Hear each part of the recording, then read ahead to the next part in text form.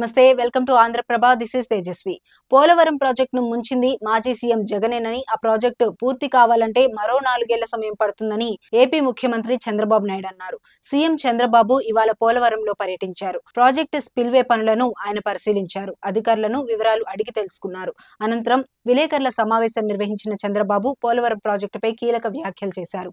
తెలంగాణలోని 7 మండలాలు ఏపీలో విలీనం అవడంతోనే ఆనాడు పోలవరం పనులు చేయగలిగామని చంద్రబాబు తెలిపారు. గత 5 ఏళ్లలో పోలవరం ప్రాజెక్టు చాలా సంక్షోభాన్ని ఎదుర్కొందన్నారు. పోలవరం ప్రాజెక్టుతో కోస్తాంధ్ర జిల్లాలకు నీరు లభిస్తోందని చెప్పారు. నదిని మళ్లించి కడుతున్న ప్రాజెక్ట్ అని, చైనా త్రిగార్జెస్ ప్రాజెక్టు కంటే ఎక్కువ నీరు ఈ ప్రాజెక్టు స్పిల్వే నుంచి విడుదలవుతుందని చెప్పారు. 2014 నుండి 2019 మధ్య పోలవరం ప్రాజెక్టును 72% పూర్తి చేశామని చంద్రబాబు గుర్తు చేశారు. గత ప్రభుత్వం పోలవరం ప్రాజెక్టును నిర్వీర్యం చేసింది. ప్రాజెక్టుతో ఒక ఆట ఆడుకుంది. డయాఫ్రమ్ వాల్ ను నిర్మించకుండా మీనమేషాలు లెక్కలేశారు. మళ్లీ మొత్తం డయాఫ్రమ్ వాల్ నిర్మించాలంటే 997 కోట్ల రూపాయలు కావాలి. 4 చోట్ల డ్యామేజ్ అయింది. కాఫర్ డ్యామ్ ను నిర్లక్ష్యం చేశారు. కాఫర్ డ్యామ్ కింద ఇసుక దాదాపు 20 మీటర్ల పొడవు కొట్టుకుపోయింది. 150 మీటర్ల లోతు మేర ఇసుక వేసి ఫిల్ చేయాలి. డయాఫ్రమ్ వాల్, కాఫర్ డ్యామ్ పనులను దాదాపు 2500 కోట్లు ఖర్చయ్యే పరిస్థితి ఉంది.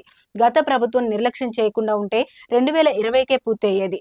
ఇప్పుడు 4 ఏళ్లు పట్టే అవకాశం ఉంది. రాష్ట్రానికి జగన్ శాపంగా మారారు అని చంద్రబాబు విమర్శించారు. వైఎస్ జగన్ రాజకీయాల్లో ఉండాల్సిన వ్యక్తి కాదు.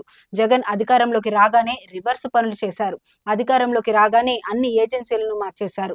ఆ రోజు ప్రశ్నించే పరిస్థితి లేదు. అధికారం ఉందని నేను మార్చేయగలను, కానీ అది కాదు కావాల్సింది.